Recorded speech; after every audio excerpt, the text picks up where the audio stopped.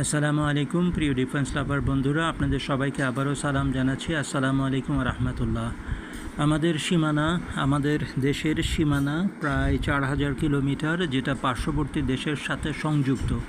এই বিশাল সীমানাকে রক্ষা করার জন্য বিশেষ করে সবিশেষ মনোযোগ সহকারে যেটা দরকার সেটা হচ্ছে পার্বত্য এলাকায় আমাদের সীমানাকে নিশ্চিদ্র নিরাপত্তা দেওয়ার জন্য আমাদের কাছে সেরকম কোনো রকম দুর্যোগকালীন জরুরি যাতায়াত ব্যবস্থা নেই।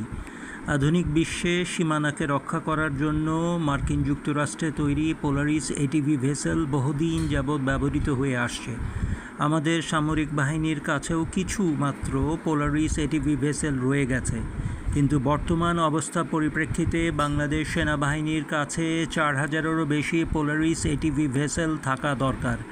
পোলারিস এটিভি, যেটাকে আমরা বলতে পারি অল টেরেইন ভেহিকল, এই ভেহিকল যে কোনো দুর্গম জায়গায়, পাহাড়ি জায়গা হোক অথবা নিচু জমি হোক, যে কোনো জায়গায় খুব সহজে টহল দিয়ে বেড়াতে পারে।